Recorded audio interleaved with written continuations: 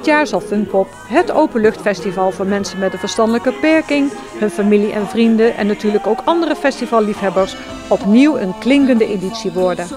Topartiesten zullen optreden, zoals onder andere de Limburgse Tex-Mex en polkaband Rowenaise, de Nederlandse zangeres Davina Michel met haar nummer 1 hit Het duurt te lang en ook zullen tieneridool Vincenzo en sfeermaker Droes Roelvink optreden. De kunstroute met als thema Op de grens van zien gaat van Holt-Hees-Smacht tijdens het Hemelvaartweekend van 30 mei tot en met 2 juni weer een centrum van de beeldende kunst te maken.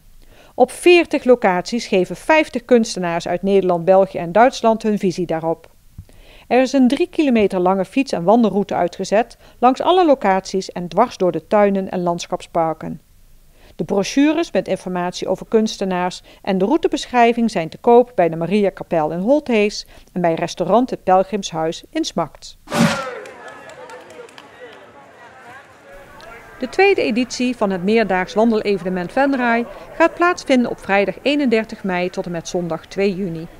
Tijdens dit wandelevenement kunnen de deelnemers zelf bepalen hoeveel dagen zij lopen en welke afstand er per dag gelopen gaat worden. Een uitdaging voor de recreant en een leuke training als voorbereiding op bijvoorbeeld de vierdaagse van Apeldoorn en Nijmegen of een van de vele Kennedy-marsen. Gelijktijdig met het wandelevenement vindt op het Henseniusplein een foodtruckfestival plaats.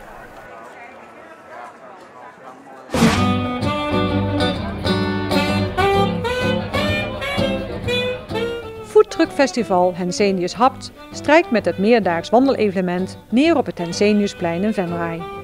Van vrijdag 31 mei tot en met zondag 2 juni wordt het plein omgetoverd tot een festijn waar eten, drinken, muziek en vertier centraal staan. Er is genoeg te zien, te bekijken, te proeven en het is natuurlijk altijd leuk om de wandelaars van het wandelevenement aan te moedigen. Op zondag 19 mei organiseren Iedereen kan sporten en mee Noord- en Midden-Limburg weer de X-triathlon voor mensen met een beperking in Venray. Deze triathlon is zo aangepast dat iedereen met welke beperking dan ook mee kan doen. De X-triathlon bestaat net als het gewone triathlon uit zwemmen, fietsen en hardlopen, maar dan aangepast, bijvoorbeeld op het gebied van afstand en tijd. Toeschouwers zijn, vooral bij de onderdelen fietsen en lopen, van harte welkom. De prijsuitreiking is rond 3:30 op de atletiekbaan van het sportpark De Wien.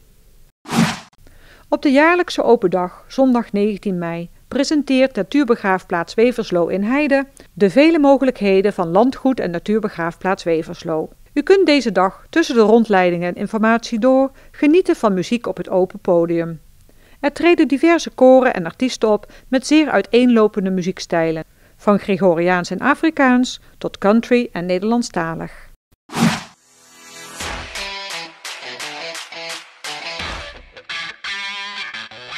BOZM staat voor Band op zondagmiddag en belooft een gezellige middag in wijkcentrum Het Stekske, waar iedere keer een andere band komt optreden. Op de website kunt u tegen die tijd zien welke band u muzikaal zal gaan verrassen. Elke derde vrijdag van de maand is er onder leiding van Spelen Doe Je Zo een filmavond in wijkcentrum Het Brukske. Iedere filmavond wordt er een andere leuke film getoond. Welke film dit wordt, dat blijft steeds tot de avond zelf een verrassing. De films zijn geschikt voor alle leeftijden.